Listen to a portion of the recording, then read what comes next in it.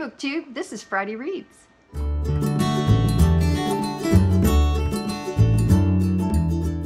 I'm Jen and I listen to audiobooks and talk about them, and I read 6 books last week. Holy cow! I don't know how I did that, except that I was reading with friends. I was doing buddy reads, and so I think that kind of spurs you on. You know, you want to kind of keep pace with the other people so you can talk about what's happening at the time. So anyway, let me just tell you what those books were. First up was If You Only Knew by Kristan Higgins, and this was narrated on audio by Amy Rubinate and Exie Sands. The narration was very good. Amy Rubinate, I don't always like, but I speed her up so that, I don't know, it makes a difference. She sounds, I'm not sure whether it's emphatic or a little bit desperate at times, but her phrasing is very distinct. She has a very distinct style, and you either like it or you don't, and I don't really. But when I speed her up, it works within the context of what's being said. So yeah, I think that worked. I am encouraged that I can listen to books now that she has narrated and know that if I speed them up, it's going to make a big difference. Exie Sands has a wonderful style. She brings a very whimsical, kind of wry, always optimistic kind of view to the whole thing, and it's pretty consistent. These two narrators with Kristan Higgins books, I think I need to space out the ones that I listen to because they tend to make the characters sound a little bit the same. And when I say the same, I mean the same personality-wise, no matter who the character is. But overall, I would give the narration probably a 4 out of 5 if I were going to rate it. The story was also good. I think Kristan Higgins is migrating much more towards women's fiction rather than adult romance. There was a little bit of romance in this, but there was a lot more about the relationship between two sisters with very different lives. One is a mother of triplets with a husband who is a successful lawyer, and the other is a wedding dress designer, and she is happily single. She loves her little nieces who are 3 years old. And so it's basically a character study of the both of them, how they interact with each other, how they interact with the people around them, how they interact with their mom, who is really a piece of work. So, good story. I would probably recommend it, but I have to tell you that you have to know that Kristan Higgins really is going much more in a direction where she focuses on the relationships between women and less about romance. So I gave it 4 stars. I really liked it. And now I'm completely caught up with everything Kristan Higgins has written. I wish she'd go back and do some more with the Blue Heron series because I really like that one. Then I picked up What to Say Next by Julie Buxbaum. This was narrated on audio by Abigail Ravache and Kirby Hayborn, and I received it as an ARC from Penguin Audio. The narration was amazing. Amazing. Seriously, so good. If you are going to read that book, you really need to listen to it because you catch a lot of the nuances throughout the book with regard to the characters. Kirby Hayborn just identified this character of David for me. There are 2 main characters. He captured him so well. And I remember thinking as I was listening, if I were reading this, I wouldn't get nearly the feeling for his personality that I'm getting with Kirby Hayborn reading it. I love Kirby Hayborn anyway. He's a great narrator and he just was perfect. He just, if I could give him 10 out of 5 stars, I would do it. And then Abigail Ravache, I wasn't sure about her in the beginning, but I was listening along and then she said this line and she grabbed me and she had me from that point on, and she completely embodied this character. She was just so good. The whole thing was really good. Now, I love Julie Buxbaum. I loved her Tell Me 3 Things, and this is her newest, and it was fantastic. It was just fantastic. It's all about David and Kit, David is a person who has high functioning autism. And I think in the past we would have called it Asperger's, but that's been redefined medically to high functioning autism. And so he is such an interesting character. I absolutely loved him. I loved him. I loved the way that he navigated social cues and his life in general. He's kind of a prodigy, a math and science prodigy. He was just fantastic. He had an older sister in high school. These two characters are seniors in high school. And he had an older sister who has now graduated and gone on to college, who helped him by encouraging him to keep a notebook where he wrote down things that he needed to remember about social situations. And he makes notes on the people that he interacts with at school. And he has very specific routines that he follows. But he's just a great guy. He really is. And he's just like any other high school senior guy. And that was the beauty of it, was seeing how that fit into the high functioning autism kind of personality. So, oh, he was so good. So good.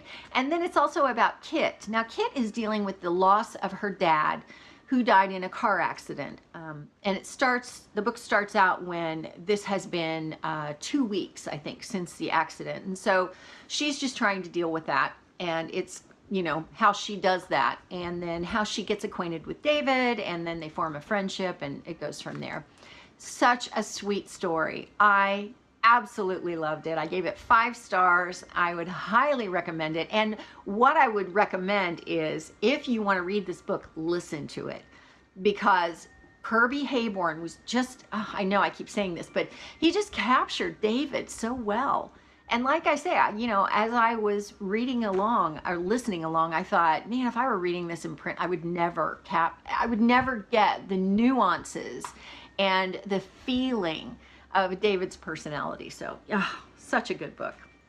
Then I picked up Isla and the Happily Ever After, which is book 3 in the Anna and the French Kiss series, which is YA Contemporary by Stephanie Perkins. And on audio, it is narrated by Grace Experience. I started out with the audio, and I pretty much quickly switched to the EPUB because, Grace Experience was good, but she didn't distinguish between the male and the female voices enough for me to know who was talking, who was speaking all the time.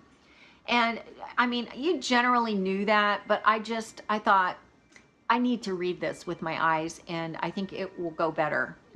My imagination is going to give me a much better feeling for this book than this narrator would. I loved it.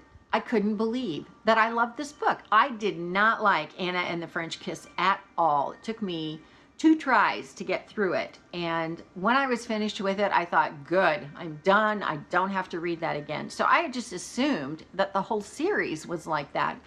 Well, I read this with Lisa from Books and Smiles because she was doing the International Book Buddy-a-thon with Michaela from Love Michaela Eve. And so that's Michaela's favorite book. And Michaela and I have talked about that, all the time. She has said, you need to read Isla, you need to read Isla. And I keep going, it's part of that series. I know I'm going to hate it. No, I did not hate it at all. It was the sweetest story.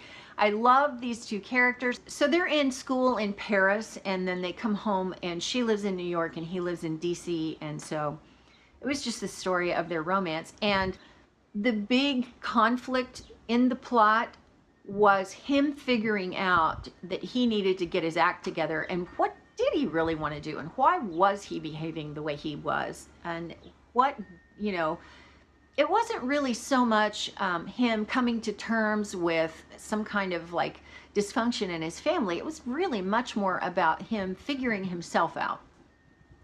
And then Isla needed to learn to trust people. She is a middle child, and she just needed to learn that. And so that within the plot made sense, and it was very positive, and it came together beautifully in the end. And I see why Michaela loved it so much. So I ended up giving that 5 stars. I got to the end and I thought that was such a sweet book, a little bit heartbreaking, a little bit you know, happy tears at the end. Oh, it was so good. It was just so good. So 5 stars on that one. We also, the 3 of us, picked up Love and Gelato. This is by Jenna Evans Welch, and I read it as an ebook because I couldn't get it on audio. It's not out on audio. This is about a girl whose mother has died, and she goes to Italy to live with her dad. Her dad is not Italian, he's American, and in fact he's from South Carolina, but he has taken over kind of the, I don't know what you'd call it. He kind of is the person who takes care of a war memorial in Italy.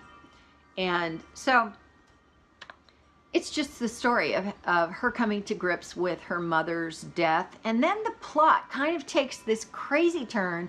There are a lot of unnecessary characters. I don't know, just stuff contradicted itself. Michaela mentioned that it was sloppy writing, and I have to echo that because I believe it was. There were just a lot of loose ends, a lot of unnecessary stuff going on in the plot. The plot kind of went off a direction that it really did not need to go.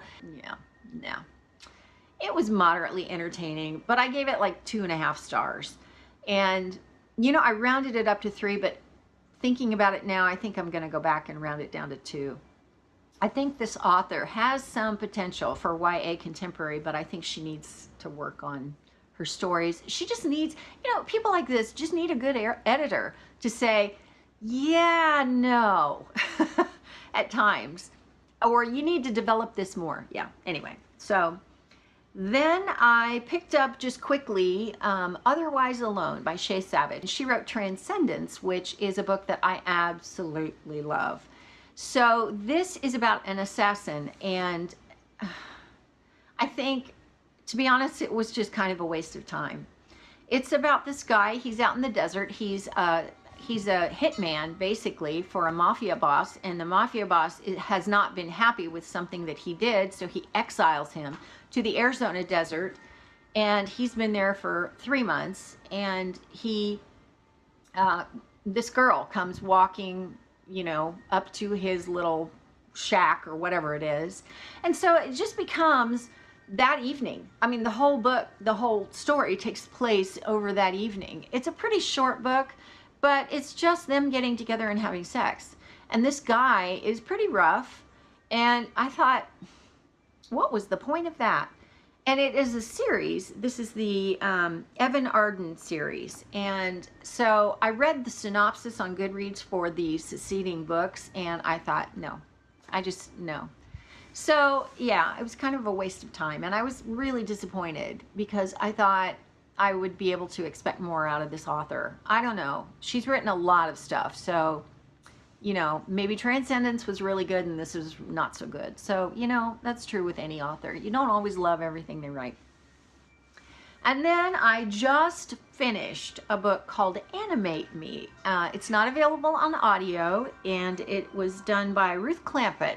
Ruth Clampett actually grew up in Hollywood, and so she's very familiar with the whole cartoon animation, you know, industry, the whole film, like Disney film industry. And the book, I think, was written in maybe 2012. So you had things like Blackberries and computers taking a little while to boot up, you know, things like that. So it was a little bit dated, but it's all about a guy who is hopelessly in love with a woman who is in his office and how he goes about winning her heart. It had some twists and turns in the plot that I think, while to some they may have been predictable, they caught me kind of off guard, and I thought they were really good. I thought they were very appropriate for the story, and you know, I didn't think it was overblown or out of the realm of possibility or anything like that. I really enjoyed it. I thought, wow, this guy is an animator, and he creates a comic based on this woman. And so, you know, my daughter is an animator, and so I was familiar with some of the concepts, and I just loved it. I gave it 4 stars, and I would recommend it because I just really enjoyed it. This weekend, I don't know what I'm going to pick up in print. but I am listening to The Unexpected Everything by Morgan Matson, which is narrated by, who is that narrated by? Bailey Carr. Bailey Carr, yes. And the narration is okay. The main character is a young girl who is the daughter of a congressman. Interesting dynamic between she and her dad. Now, this is a big book. It's a long book. It's like over 500 pages. And I think that Morgan Matson is doing some things in terms of describing some things that just don't, they're extraneous to the story. Like, she took a little bit of time to describe the personality and the physical appearance of the boyfriend of a side character. So I was like, huh? Why do I need to know that? Well, I don't know. So I'm listening to that with Lisa from Books and Smiles, and she's reading it in print. She's a little bit ahead of me, so I will probably finish that today or tomorrow. And then I am traveling on Sunday and Monday. Long days of driving, so that is prime listening time. I'm not sure what I'm going to pick up, but I have some options, some good options. So I'll have some interesting things to tell you about on Friday. Not sure if I'm going to be home on Friday, but if I'm not, then I will try and do a Friday Reads where I am. No guarantees, but you know, I'll do my best. So let me know what you're reading this weekend. I hope it is beautiful where you are, because it is beautiful here. I cannot believe it's August in Indiana because it's cool, it's nice, it's in the mid 70s. Here, usually August is 90 degrees and sweltering, and it's not that at all. So I don't know what's going on, but I hope it's beautiful where you are, and have a great weekend, and tell me what you're reading. You know, I would love to hear about all of that, and so I will talk to you in comments, and that is it for now from me. So I will see you next time. Thanks for watching.